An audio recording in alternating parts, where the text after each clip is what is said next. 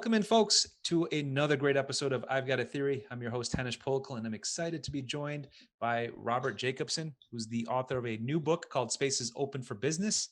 And he's also the co-founder or founder of Space Advisors. So, Robert, thanks for joining me today. Yeah, thank you so much, Henish. Great to be here. I'm very excited to share some of my ideas on space with you. Excellent. Yeah. And as I admitted candidly, I only got your book last week. So I only got about 25% of the way through, but so far, so good. I'm really looking forward to what the rest of it has to offer, but it doesn't matter because I think we could still chat, hopefully mildly intelligently about what you've got to talk about. So tell me your theory, Robert. My premise essentially is that opening of the space frontier could be humanity's ultimate business plan. And this could include bringing billions of people out of poverty, migrating to the solar system, solving many of our other great challenges here on the best spaceship we know of, which is Spaceship Earth. And if that doesn't seem exciting, then gosh, you'll just have to find a new definition of excitement. But it seems a pretty exciting idea to me. Yeah, I agree. One of the key points that I got from early on in your book was how much we spent in the 60s for the moon race, for our moonshot, 14% of our GDP versus what we're spending now on our GDP, which was, I think you mentioned 0.4% of our GDP. Yeah, it varies, but it's under 1%. And it's, in the 1960s, we literally had hundreds of thousands of people, percentage of the federal budget. I mean, more than 10% was going towards these missions to get humans on the moon. And in some ways, we're still actually reaping dividends from those days in the 1960s to here in 2021. It might be difficult to believe, but it's true. Yeah, the stat that you pitched was that it's basically like a 10-to-1 return on investment. You put in $1 into a space program, you're getting $10 out of it, which sounds compelling. So what's happened? Because I would have thought that space would have been opened for business in the 60s. Now we're looking at this 60 years later, and we're saying now it's going to get open for business when other industries, for example, like the automobile, as soon as it rolled out, within a few years, everyone wanted one. True. So maybe in some ways, space has been open for business in the past. You look at some of those photos from the early days of the United States space program, and you see companies on there like Rockwell, and there are other companies on the technicians, their bunny suits that they're wearing in the clean rooms. So the United States government through NASA has always, since NASA's been around, contracted with different privately owned businesses. Because what I share with people is that there's no ATM in space. So as much as people think, oh, I don't want to spend money on space, they actually forget that the jobs and the money spent on even the government side of the space program creates real jobs and is spent here on Earth. And there was an ongoing history of businesses cooperating through subcontractors or contracting relationships to help the United States, fulfill whatever his goals were. Yeah, so now we're at an era where, satellites have been important and they become increasingly more important as people are putting up more and more, and to the tune of thousands of satellites circling our planet at a time. What's going on in that aspect? Because this is kind of the LEO, the low Earth orbit, or the other things that are in orbit around our planet. That's just one aspect of space as a business, right? That's correct. I'll have to throw in one cliche here that data is the new oil. And we know that data is a part of all of our lives, and we're immersed in it. Whether it's just as consumers or producers of it. And the similar things are happening in space. And we now have these sensors in the sky, these satellites. You can put all sorts of sensors or telescopes on there, and they're generating a tremendous amount of data. But one of the differences that we're seeing now with this kind of new space economy that's emerging is through the miniaturization of electronics, you're able to make a smaller satellite. And some of these satellites are literally the size of your thumb. Um, but the ones that you're seeing a lot of popular in terms of commerciality right now, and a lot of the private investment that's going into, is something called the small sats. And these things are, usually they're under a couple hundred kilograms. There's a lot of variations of them.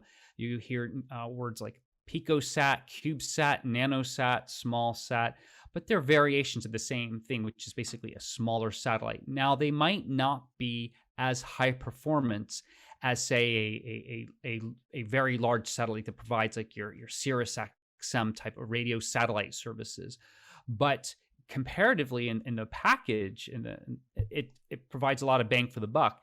And what these new startups are doing, and some of these companies are a little more established than just a startup, is they're creating constellations of these smaller satellites, so that in aggregate you get a very powerful suite of sensors to work with, that's monitoring the Earth. And you can monitor on visually, hyperspectral, monitor the radio RF, which is the radio frequencies that are being generated through the Earth. There's a tremendous amount of data that is being produced by these satellites, and just monitoring the Earth. So it's sort of a kind of a two-way street there. And then when you start embedding all the advances from artificial intelligence and machine learning, you can get some really powerful tools and new insights on how how humans are changing the Earth, how Earth is changing, etc.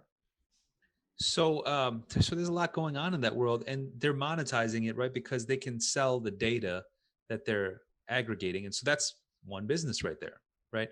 Whether it's crop information, temperature information, et cetera, right? You're giving satellite imagery, right, from Google Photos. I use that all the time for my real estate business because it saves me a drive out to a house, and I can get a feel for it, and that's thanks to a satellite. Yeah, you're saving gas, and there'll still be instances where you'll have aerial assets that'll be appropriate, drones or UAVs. But we're starting to get into a time of blending of the use of all these different assets, whether they're aerial or in space. Because at the end of the day, if you're out there, you don't really care where it comes from. You just want the accessibility at your fingertips. If it comes from satellite, comes from an airplane, great. You don't really care. But I think we're getting this time where people are, the consumer and professional users, whether they're maybe analysts, are going to start to expect this more current data sets on around the Earth.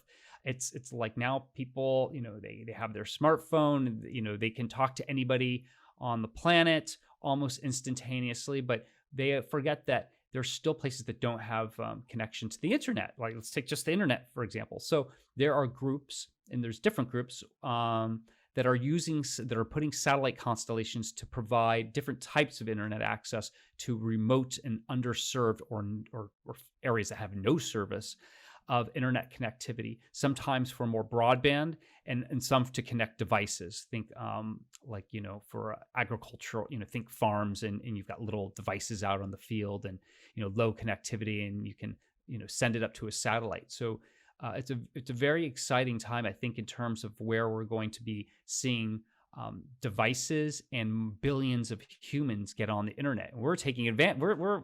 We've here in the United States, we have generally pretty good internet access, except for maybe some rural areas, and some sometimes there's blind spots in canyons and urban areas.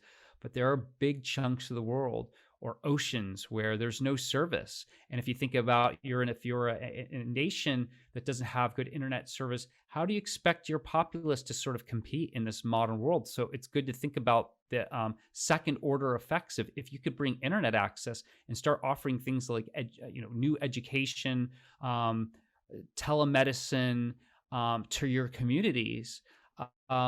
There's potentially really powerful effects on those groups. Yeah, for sure. I mean, the digital divide's a real issue. And incredibly, as I've researched it in the past, the US doesn't really fare that well in terms of internet connectivity, especially compared to most of the other developed and or developing countries. Places like Moldova have kick butt internet. That's because they skipped the whole phone line thing, and they went straight to fiber optics and laid lines for that in the last 10, 20, 30 years. And so have kind of leapfrogged us in terms of the speeds that we get, right? I mean, most most of us, even in SoCal, are kind of capped on speeds, and everyone's doing streaming high def TVs and stuff. It takes up a lot of bandwidth. Anyways, not to belabor that point. So what else? What else, Robert? In terms of space and this being an industry and lifting the humanities to the heavens, and hopefully, how else is this going to impact our lives? And then how do we see industries changing? Do we have to encourage more people to get into engineering and science and things like that so they could be helpful in this world? Because I know it's a high demand, pretty well paying industry. Yeah, a lot to unpack there. I'll try to take the first part is that first, I don't necessarily think that there is any one technology or one domain that is a pure panacea for all of humans' problems. But I think there are some unique aspects to the space sector that makes it worth paying attention to. One, it's not a monolith. And I go into this in my book that there's this idea that space is just this homogenized central force. They think it's like just NASA or just ESA, the European Space Agency, or some other government one, and that they make these kind of just unilateral decisions. The entire industry just kind of marches in step. It's actually quite, in some ways, it's even fragmented and diverse. You have these contractors spread out all over the United States who are serving kind of U.S. government interests, and now they have these commercial ones that are looking to serve more private and commercial markets. So the technology portion is a part of it, but the cool thing is that space borrows from so many different domains. So you might be a physician in San Diego, and you might have a really cool idea. Well, have you ever thought about, has it been done in space? And go, well, why would, what am I going to do? Well, it's not that difficult now to get your idea or project up in space. And you're going, well, why do that? Well, we find out that in microgravity, things behave differently. There's not no gravity up there, although we call it zero gravity, but it's really microgravity, and things are falling. And it's now never been easier to get, whether you're just one individual, maybe you're at a school or a small business, to actually get something kind of prototyped and flown and just observed. And it's not as expensive, and it's becoming increasingly less expensive. And who knows, you might find and invent something really new. And I think the exciting part with all this is there's still so many unknowns that even though we've had, decades of experience through multiple countries and we really don't know a lot. There's still so many areas, pick an issue, maybe chemistry, or you could just pick a certain area of how to explore it. And those areas are ripe for invention. And going back to NASA for a bit, is that they've been tracking this, I think, since the mid 1970s. And there's over a couple thousand spinoffs that have come directly from NASA technologies out into, they've spun them off. And they have a magazine, I think it's online now, called Spinoffs, and you can read about them all. And there's hundreds of different applications, some visible, some invisible, that affect practically our daily lives or have saved the life of someone we know or maybe ourselves. And so it's such a space has got, it is this three-dimensional place. It's only 100 kilometers above sea level or 62 miles above sea level. You can't touch it. It's very inhospitable, but it is a catalyst for so many different things, whether it's inspirational ideas like what we've gotten through our culture and science fiction and entertainment, and how that then cycles and inspires people to go into science or STEM. It's just this really interwoven area. Or if you're in another industry, say, I'll go back to artificial intelligence, and you said, well, what does that have to do with space? Well, space is borrowing from these different disciplines, such as AI. And when the space sector improves from that, the rest of the industry improves, and you have like another use case for that technology. So it's tremendously nuanced, and there's so many opportunities. And I know you brought up about I guess careers and jobs. Space, yes, high paying careers, and some people might be intimidated, saying, well, I'm maybe I'm in my career right now, and maybe I'm an accountant, maybe I work in insurance, and space is cool, and I don't want to become a rocket scientist. Well, you don't have to. Space actually needs and benefits from everyone's participation, whether you're in liberal arts, other areas. it doesn't exist in a vacuum. The sector doesn't purely exist in a vacuum, so to speak. And I try Yeah, I kind of talked to about a few address different that. things. Yeah, for sure. And I've got a Yeah. few different topics that I wanted to kind of bring up. What about the space mining that you hear about? Did you hear about these companies saying, "Oh, I'm going to go find an asteroid and pull out a bunch of platinum, and we're going to make billions of dollars"? I think it's inevitable that it will happen. The companies that had tried over the past decade to start were just too soon. The timing wasn't right. There were some high profile investors involved with some of these efforts, but I think that even if you have somebody famous or super high net worth, if the technology is just not there to do the act to conduct the activity, the timing's not right. And then timing is actually a very big part of why some efforts are successful or not. We sometimes don't give that enough credit, just the concept of just timing.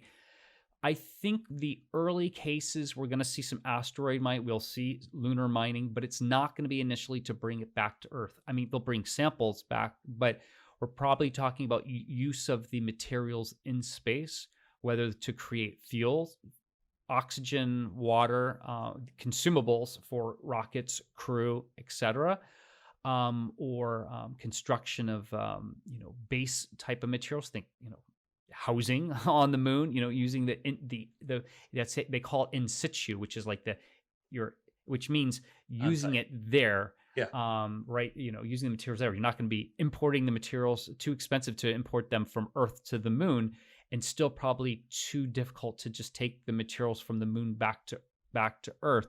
The timing is still always kind of difficult. I mean, some things are in the space sector happening much in a very quick paced way. You look at Elon Musk and his development of a Starship, that's going quite fast. But then you look at like the suborbital human tourism, which is there's several companies doing that, and that has taken it's been a more than a decade long effort. Um, so I Yeah, so think that brings up the yeah. next topic, is the space tourism, right? It just came out in the news that Wally Funk is who's going to be going in the spaceship with Jeff Bezos, right? I'm assuming someone maybe paid the $28 million for her to go up. I didn't get all the details, but space tourism is super compelling. Even if you're only mildly interested, yeah, you could take one of those Russian ships and get a parabolic flight and get a few seconds of zero gravity, but it's not the same thing as spending a day or a few days or a week in space. What's that going to look like in the near future? One, and then two, Robert, when do you think you'll go to space? Um, so I'll address the the latter first. Is I don't know when I will go to space because it's not really at the moment. It hasn't been like the highest priority. I've been more interested in helping advance the industry, and but I would love to go. So if there was the opportunity, I would certainly would like to go. There has been a space tourism market, an in space tourism market for some time, but it was very small, and you had to go through the Russians. You had to live in Russia. You had to spend a lot of. You had to meet several qualifications. You had to have the money or a backer to pay for it. It was tens of millions of dollars. Now it used to be not be as expensive. You had to spend several months. You had to learn some Russian, live in Star City in Russia. Um, there was these factors. It was kind of difficult. So you have less than a dozen. Let's just not a lot of. There was a very small market for this. Sure. But now that you have new launch providers coming online, non-Russian, I think the market will start to open up even further because people will not have to spend as much time. It's still going to initially be very high kind of capex for that individual or company that's going to sponsor someone to go do an orbital flight. By orbital, they're generally going to be spending several days orbiting the Earth or visiting either the International Space Station or a private space station. But on the suborbital side, where you're just kind of coming up and coming back down, you're only spending a few minutes in space. That although it's still the prices initially, a little expensive for most, several $100,000. Possibility could quickly come down. If we start seeing suborbital prices, let's say get to like $5,000 to $10,000.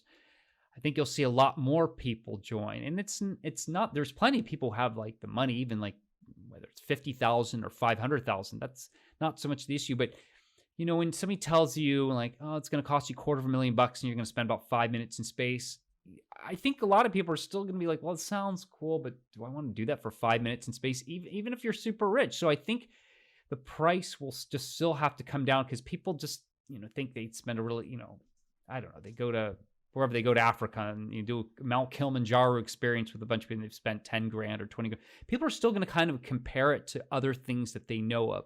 So I think until more people are doing it, and either they're going to say, look, you have to do it no matter what the price is, or this is the price it's worth doing, or it was pretty cool, but I think I would have rather have spent 50,000 or 10,000 rather than 250,000. People, I mean, you go, it's like you go on a Yelp review and you look at a restaurant, and so many times people aren't talking about the food. They're talking about all this other stuff about the restaurant, and everybody's kind of an expert. And I think you'll see some of the same stuff come back with space. They're going to be bragging. They're going to have like their selfies in space, but you're going to have to just get beyond a little bit beyond that and going, okay, what does this really look like?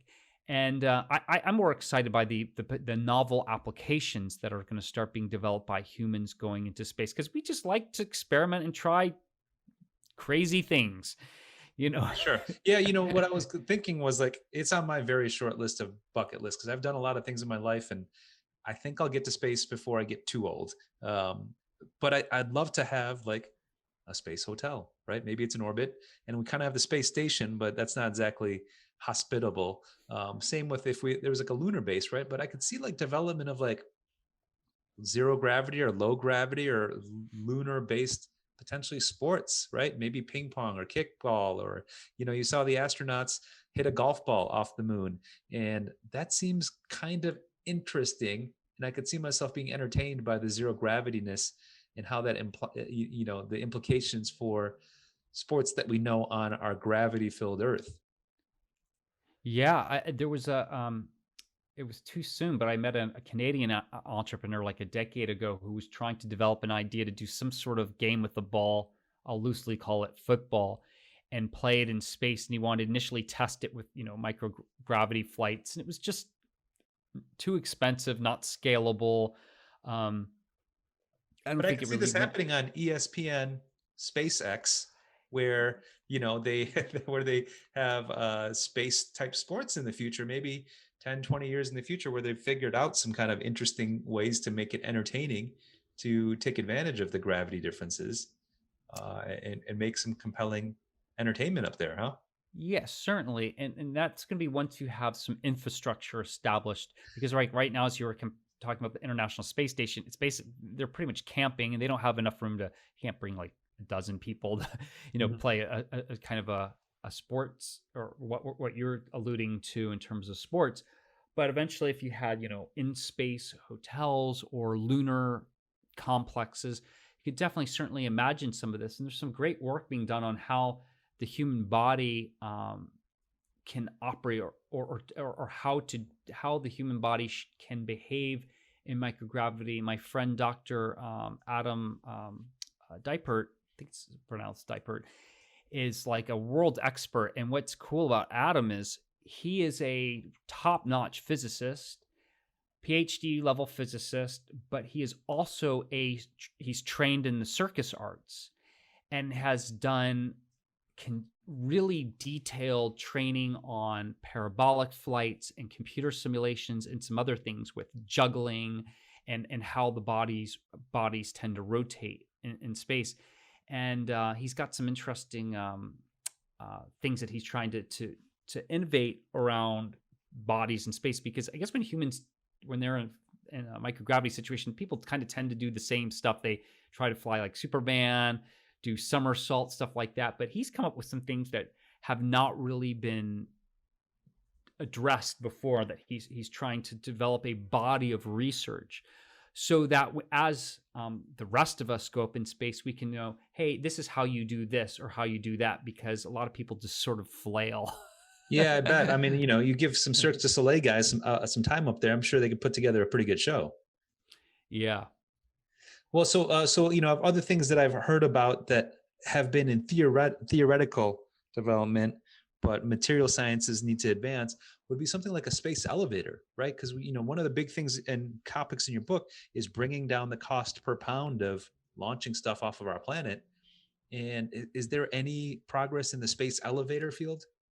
I am there's definitely some proponents to it. I'm not a strong advocate for an Earth space elevator, and what I would say is that first of all, we don't have the technology to build that yet because this requires you'd have to do things with like nanotech to get the type of material strong enough. It doesn't exist. Secondly, we don't really have any bridges, many transcontinental bridges. Like, is there a bridge connecting London to New York? We don't have one. We use airplanes. I think a distributed, decentralized system of transportations, as we're seeing develop now, is probably what we'll have at least for Earth for the near future. But one could see the use of space elevators being developed off planet, say like from the moon surface up to space. So I don't discount. I don't completely discount it, but I'm not bullish on it in terms of the near term viability. Got it. Okay. One of the key themes of your book is discussing the investment opportunity for several of these companies and startups and things like that. And a lot of them seem to be at the early stage rounds of investor raising, where you're trying to get accredited investors or institutional or angel investors. Are there any of these that regular folks that listen to our show could participate in terms of space stocks and things like that I can just go to my E-Trade account and buy a few shares type thing? Well, there's more now. So there was this. There was just something I think this week about the company Astra, which was a space launch startup, and I think they're now trading on Nasdaq. Companies like Virgin Galactic and there's a few space companies. I'm thinking Momentous, and then there's another one, and they're using satellites to connect to cell phones, and I'm just blanking on their name. It Wasn't sounds that like AST. okay? Uh, but the point is that there's a few that are emerging now, and some have been going public through these blank check SPACs, and I would tell listeners to the first thing to do is, if it's just not getting really formal investment advice, but just look at like what some of the institutional groups are doing. There's some ETFs that are trying to rally interest around space as a theme. Maybe look at what some of these ETFs, and they're very affordable. Some of these ones, if they're trading around $10, I don't know what they're at, but I'll just say under $20 a share or something. You can buy a share and just see how that performs, or look at what some of the holdings these ETFs are. Now they might have like a company like a large prime contractor like a Boeing, but they might have also some of these smaller startups that are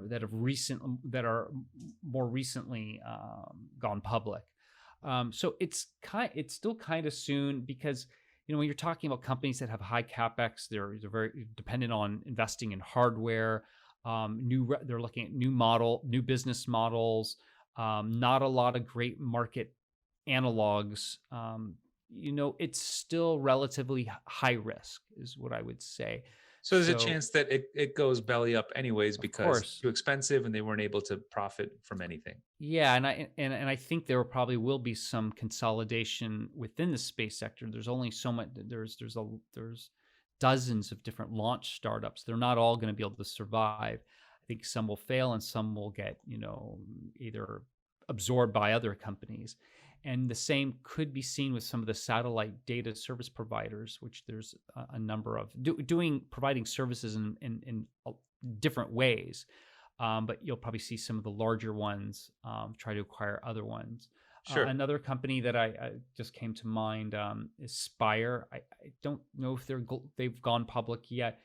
And I have to disclose that like the CEO is a friend of mine, and he's in my book, Peter Platzer, Spire Global, but they're going public. So there's several of these companies. We'll see more and more. It's not quite as hot as like what we saw in the 1990s when there were hundreds of internet companies that were trying to go public. Space has a slightly different velocity right now. You need more than just a website.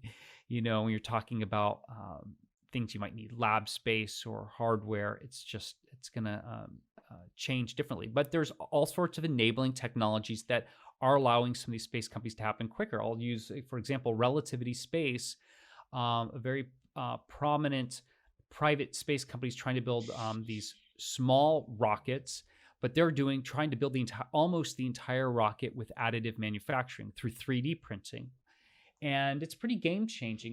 They've raised lots of hundreds of millions of dollars in capital. They're based in Long Beach, California, and it's new technology, high risk, but if it works, it's potentially just a big game changer.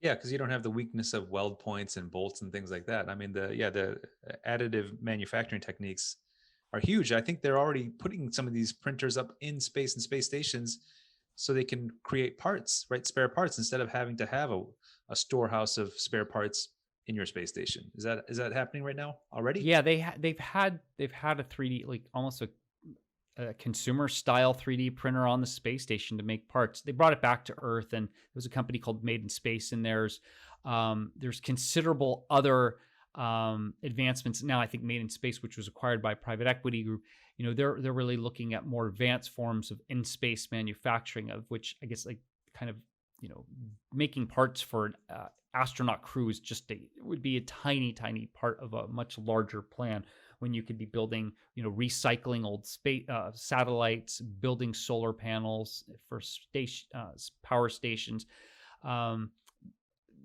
a lot of other enabling technology coming out from just the idea of initially, which was just take a little 3D printer, see if the astronauts can use it. Oh yeah, useful. But it was the kernel of the idea, I think, that was most important. Like, this is possible, it can be done, and what can it generate? Sure, it's kind of proof of theory. Hey, this is useful. We just need to get better at this. Yes. What you mentioned it with the recycling old satellites. How big of an issue is the space junk that's up there? Yeah, it's a real issue. I mean, it seems like just about every other week or every month, there's a news report of the International Space Station almost getting hit again. Satellites having to be maneuvered so that they don't hit different pieces of space junk. We're lucky or fortunate that there is pretty good tracking. They can track like debris down to, I think, the size of a paint chip, and they don't catch everything or screw. But there are new systems coming online and existing systems to better track all the debris. So first, they're trying to figure out like how much is up there, measure it first, where is it, what could it endanger, and then the parallel conversation, although it has less financial backing, is how do you solve it? There's lots of different technologies that are being discussed. Do you just kind of push in the atmosphere? Do you recycle it? Do you have like a net? Do you use a laser? There's just all these, many ideas. But unfortunately, I think it's going to take the problem. It'll have to get a little worse until I think, global governments come together and say, hey, we need to actually find something to solve this issue once and for all, or at least for the to make this part of the Earth orbit usable. Is it fair to say that the cost being borne for a lot of these space developments has shifted considerably from government to private, and is it going to continue in that trend? Do you are you talking about this? Can you repeat it again? Yeah, is it fair to say that there's more private industry involved in the space enterprises versus governments and countries Um, themselves? ye- I- Space so agencies a little. versus like the Blue Origin. So I don't know if we can. I don't think it's a clean comparison. There are new, because first of all, there's new space agencies coming online. Like Australia created one. They're not initially planning on sending humans up there. There's a definitely strong defense component to it, and you have other countries that are also establishing ones where they're putting uh, their own satellite assets up there. But you also have in parallel all these private companies that are being created in different parts of the world. There's little space hubs being established all over the world. Some do have a government customer in mind. They want to serve a government customer or public sector. Some are trying to serve other markets, private markets, where they're not thinking about like what is NASA doing because they want to, they're providing, they have a different customer. So I just think there's there, you look at the budgets, some of the government space, there's more government space agencies. There's more money for a lot of those government space agencies, but there's also in parallel more activity. Sometimes it dovetails, sometimes it doesn't. So in general, the entire economy, the spending is increasing. I think what we haven't really seen yet is, you know, um, all the promised value that would be coming from all this new activity is some of it's still TBD. I mean, yeah, there's maybe new jobs created, there's some new collaborative opportunities, there's new ideas being sparked saying, oh wow, we can potentially generate this new type of data set, that could be potentially valuable. We've had this proof of concept, but what does it look like at scale? I think we're still a few years away from seeing things kind of truly operational to where you see the aggregate value coming back to earth and saying, oh wow, okay, this is the awesome sauce and why all the excitement and energy are going back into this kind of renewed interest in space. Yep. I wonder if we're going to see some clarity. And, we're obviously in an era where every month, year, decade that goes by, there's momentous change in every industry. So we're seeing a lot of big things change, and I'm looking forward to see what space has to bring for us. I've got several friends that are in the business that work at these various companies, especially being in SoCal, because we've got a lot of those kind of corporations around here, right? Especially up where you're located in more the LA area. There's, because Boeing's there, because Lockheed is there, and you get these different research centers, like JPL is up there. So you get all this kind of like hub of brain power that can kind of hop between these corporations that are all focused on figuring out stuff in space. Is that kind of accurate? Yeah, and I think you made a great point about just even the job sector now is that there can be a lot more fluidity. You don't have to be if you're just locked into one company. You can proverbially walk almost across the street and go find a startup or another company in the same domain or to work at. But on the other hand, you're also competing with the Googles and Facebooks of the world. And I also have a presence in Florida, and there's like this myth. Some people thought that space was completely run out of the Cape Canaveral Kennedy Space Center. And I said, no, there's actually other NASA centers. There's a number of other NASA centers across the United States. It's not just Florida, but those places were anchors of activity. But we're now seeing with this emergence of the commercial side, these new anchors. Now, what Elon's doing in the Brownsville, Texas area. I mean, there's people who don't even work for SpaceX who are going and moving to that area because they want to be around that activity. Southern California, there's a lot of new activity in the Long Beach area. Silicon Valley has some newer satellite activity. One of the companies I mentioned earlier, Astro, which is a launch company, is in the San Francisco area. I think they're in Alameda, and they're testing. And they're not launching, but they're doing tests there. You're seeing other parts of Texas where Blue Origin has a facility, and Austin, Texas, I think there's some activity going. So there's going to be hotspots.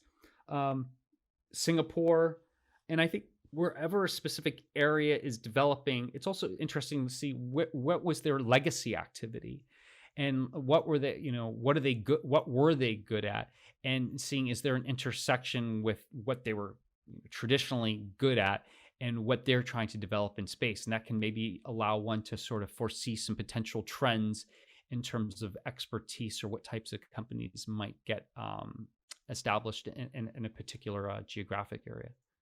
Well, Robert, I really appreciate you spending some time with me. I'm looking forward to reading the rest of your book because you mentioned there's other sections later on in the book that vary from the beginning. So I'm looking forward to seeing what that has to say.